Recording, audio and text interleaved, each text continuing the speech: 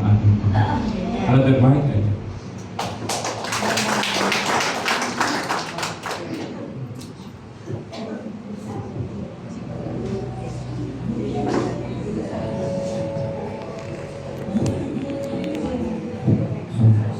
Morning po. Morning po sa ating lahat. God is good. No? So, again, good morning po sa ating lahat mga kapatid. Pastor Ed, Pastor Roger, Pastor Mark. Short introduction na lang po. Ako po ay manugang po ni Pastor Roger, asawa ko po si Raquel, and manugang po ko ni Mama Beck. So, siguro po yung iba, katulad po sabi ni Pastor, alam na po kung ano po yung nangyari sa akin. No? Share ko lang po, Thursday night po, nagkaroon po kami ng bonding basketball sa office namin. Nangyari po siya gabi. No? With the story short po, natapos po yung first game namin.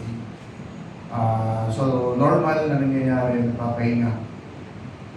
So, nung umupo po ako, naramdaman ko na po na dahan-dahan ako nawawalan ng hinga. Nawawalan ng hangin. Humingi na po ako ng tulong dun sa isang leader na kasama ko na sabi ko tumakbo ka sa baba kasi naglalaro po kami sa second floor ng isang barangay sa Chico, sa Aurora. Sabi ko, tumawag ka na ng respondent kasi nahihirapan na ako. So, dumating po sa taas, tumatakbo po yung mga respondent po ng barangay. Binibig po ako. Initial BP ko po is 190, over 140.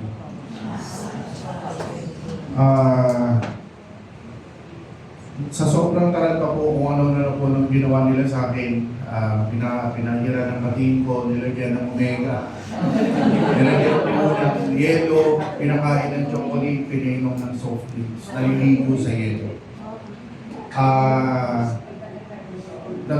Gusto na po nila tumiyalis, itakbo na po ako sa ospital, gusto nila tawagan yung family ko kasi hindi pwede itakbo ako ng ospital na walang family. So sabi ko hindi, kaya ko pahinga lang. So, to make the story short po, naging okay naman yung pakiramdam ko after 30 minutes. So, natapos na po yung game namin. Ang naging plano po is, since okay na ako, itaretso po ako ng ospital dahil baka may hindi kami alam.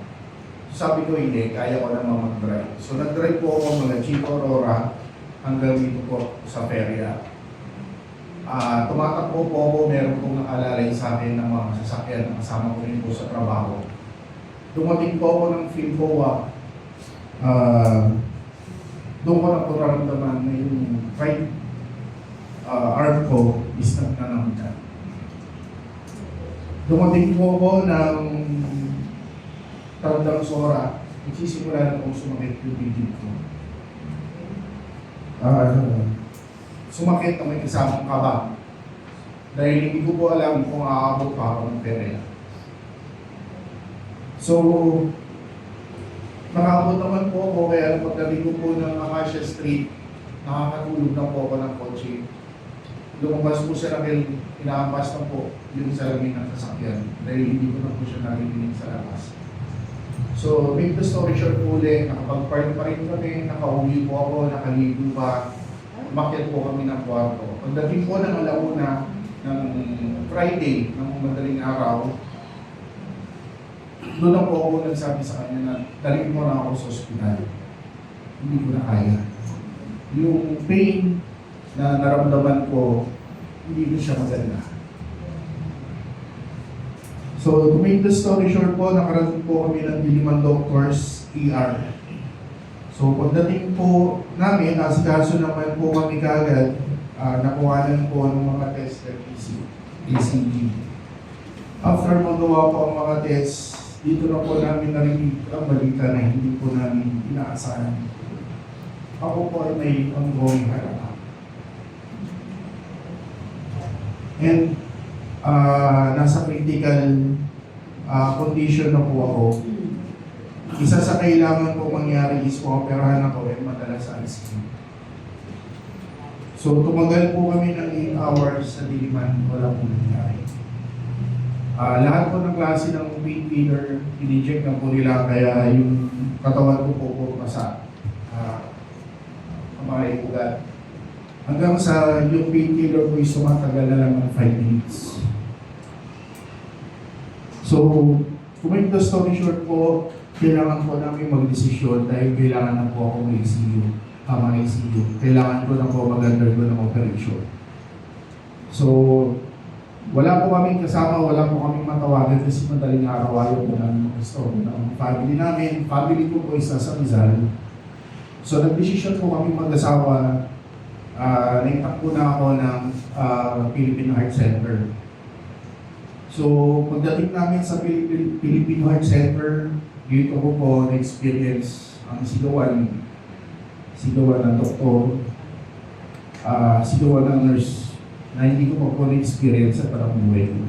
Pero sabi ko wala akong magagawa, sila yung may alam. Masalamat po ako kasi yung asawa ko po is sobrang nakakapag-isip siya ng maayos despite po sa nangyayari sa amin. So habang nasa Grab po kami, papunta po kami ng Philippine Heart Center. Palala na po ng palala yung nararamdaman ko na. So umabot na po sa leeg hanggang sa mukha. So dumating din po si Pastor Roger para po tignan kung ano po yung condition namin at kung ano rin po yung condition ko sa Heart Center.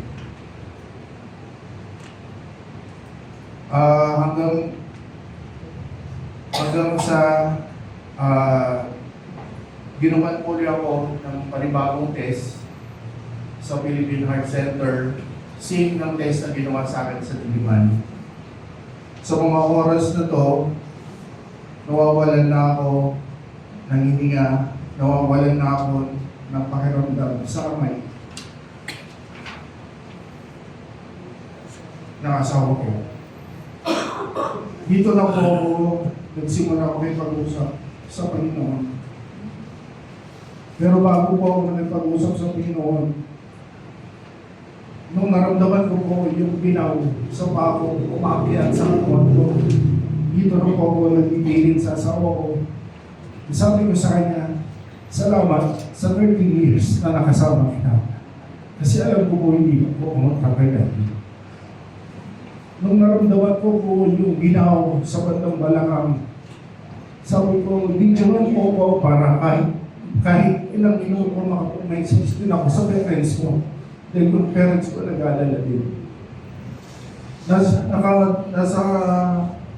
Nasa dibdib po ako ng asawa ko, laglag na po yung dalawang kamay ko. Hindi na po ako makapagsalita, wala na po akong marinig. Ang nakikita ko na lamang po is yung magagandang nangyari sa buhay ko for the last 42 years. Sabi ko sa kanya, huwag mo pababayaan yung anak natin. Baka ka pa mag-asawa ka ulit.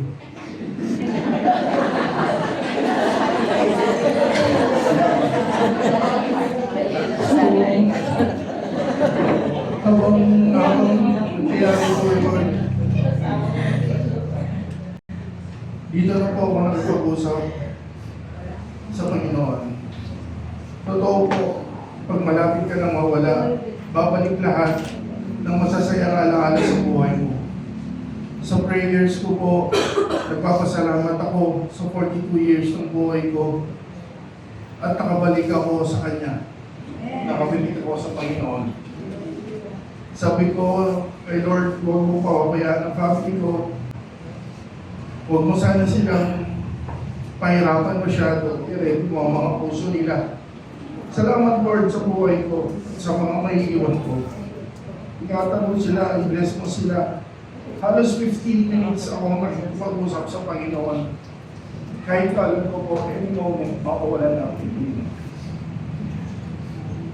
Ngunit bigla ko po narinig yung boses ng asawa ko nagsasabi na lumaban ka.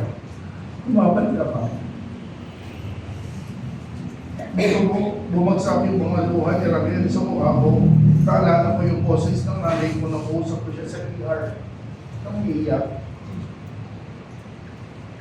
So after ko magpasalamat sa Panginoon sa 42 years ng buhay ko, dito po ako umilig sa Kanya. Lord, extend mo pa ako. Extend mo pa ako kasi hindi pa rin yung hatid ko. Extend mo pa ako kasi alam ko may papagawa ka pa. Handa ako i-surrender lahat. Extend mo lang ako kahit ilang taon. Kahit araw lang, sabi ko. Ikaw na yung bahala sa akin kung ano man ang desisyon mo. Habang nakikipag-usap po ako sa Panginoon, nabidilig na po yung hininga ko ng halos 6 seconds. So, ganun na po ka-critical yung nangyayari po sa akin. Habang nag-usap po kami ng Panginoon, habang nag-request po ako sa Kanya, meron na po pala siyang ginagawa at ginagamit para sa gagawin niya sa buhay ko. Isa sa mga relatives po ni Raquel na tumawag po sa PCH ang nagsabi sa condition ko. After 2 to 3 minutes, hindi na po namin alam po ano yung mga sumunod na nangyari. Sobrang bilis. Naglabasan po ang mga doktor, naglabasan po ang mga nurse. Halos hinihila na po yung stretcher ko, patakbo. Tumatakbo po kami, tumatalon po ako sa stretcher, ganun po kabilis. Halos hindi na po nila ako iniingatan or dahil po siguro nagmamadali na sila. In 1 to 2 minutes, napahisan po ako ng damit na sheet, napalitan ng diaper. In less than 1 to 2 minutes, tinakbo na po ako sa ER. Sa ER po, nakita ko ang 6 na nurse at 4 na doktor. Ang sabi po sa akin is nasa critical condition ako. So, nag-uusap po sila, hindi po ako pwedeng iwaan dahil pag iniwa po ako, open pa lang ng dibdib ko, wala na ako nahihinga. Hindi na po nila magagawa yung operation. Hindi po nila ako pwedeng padaanan dito dahil pumupulo po yung mga ugat dahil numb na. So dito po nila pinadaan yung operation. So nag-undergo po ako ng kay introduce pa lang ng isang operation po sa puso dito sa Pilipinas. 1 year pa lang po siya na-introduce angiogram at saka angioplasty. So sa angiogram pa lang po is nasa 80,000 na. Yung ICU po namin is 100,000 isang araw. So after po ng operation, habang nangyayari po yung operation, sabi ko, Lord, sana lumabas ako ng operation na nakabilan ng mata. After 45 minutes po, pagdilat ko po, akala ko nasa langit na. Yung pala may aparato lang po sa mukha ko na may ilaw. Umikot po yung doktor sa gilid ko, pinakita po yung surgery na ginawa po nila sa akin at condition po ng puso ko. Sobrang dami pong taba. Nagkaroon po ng clog yung mga main artery ko. Merong ugat na nawawala. So, yung pong ginawa nila procedure sa akin is medyo technical. Pero sabi ko nga po, walang imposible sa Panginoon. Yung pong wala pa pong 7 minuto nasa operating room na po ako. Wala pang 1 oras nakalabas na po ako ng operating room. Nadilag po ang mata. Doon pa lang po, sobra na ang pagkilos ng Panginoon sa buhay.